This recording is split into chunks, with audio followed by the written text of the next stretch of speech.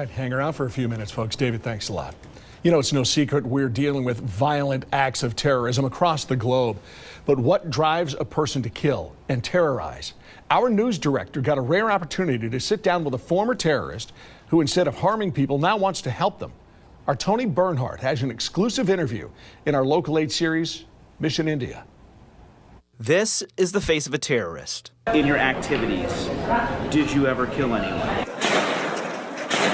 It's rare for a terrorist to break free from a life of murder and mayhem. No, sir.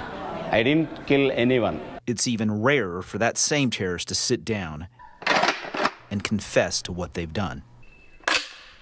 I can use the bombs and I can fire the guns, but I didn't kill anyone. He almost backed out of this interview at the last minute. The fear? His family would be harmed or his children kidnapped. His name is Swami.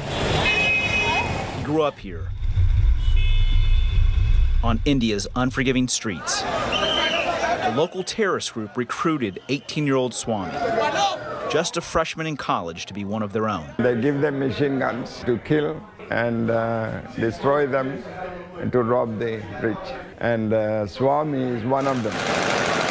It's not just the poor and uneducated that the terrorists recruit, but the wealthy and influential. Especially not only the high school and college kids, intellectuals, doctors, lawyers. Teaching them everything they need to know to kill. You said that you were able to make bombs and you were able to make guns. Who is it that would teach you how to make a bomb? In that group, their trainers are there. They will train. They train you? Yeah. One of his orders? Gun down and rob people heading to different towns. Bishop Ernest was one of those unfortunate travelers. But with an open Bible in his lap, he was somehow allowed to pass.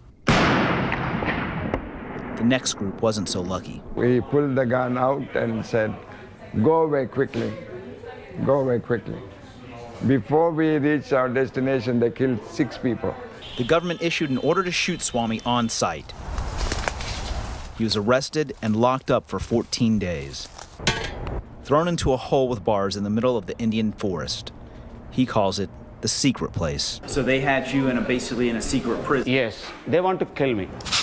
He refused to eat, feeling alone and abandoned, knowing he was about to die. It was you by yourself? Yeah, by myself only. That secret place, that's a very darkness place. At that time, I remember myself in my heart. Just pray. He got to a point where he had to make a decision. He got down on his knees and did the one thing he never thought he would do: pray. At that time, I don't want to believe any God. I don't want to believe until Jesus also. Today, he still doesn't know why the police set him free. But he knows one thing: he left changed, different. This is also the face of a pastor. Now, he's known as Pastor Swami. Did he save you? Yes, absolutely. Jesus only saved me. Today, instead of killing people, he's saving them. I come to you in the name of Jesus. The man who was handling guns to kill people, now he goes and says, "We love you." I spent 3 days with Pastor Swami. Today, he leads a church with more than 100 people in the congregation. On the very ground he learned to murder. He's followed in the footsteps of Bishop Ernest, a man he almost killed.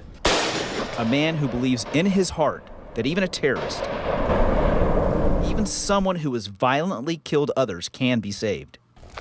I preach about the love of Jesus. The love of Jesus will transform you, and when you show the love to other people, they will also be changed. Whether they're rich or poor, God will change them. I want to share many people, many terrorist background people.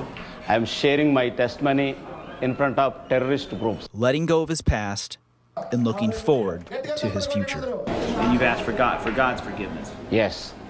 I forgive myself and I forgive my friends and all the terrorist background. If I harm the people, I went to them and I asked the forgiveness. In India, Tony Bernhardt, Local 8 News. This is part of an exclusive series on India that we're running throughout the month of May. If you want to catch up on previous stories or see this one again, we'll have it up for you soon on local8now.com. The patient who burned at a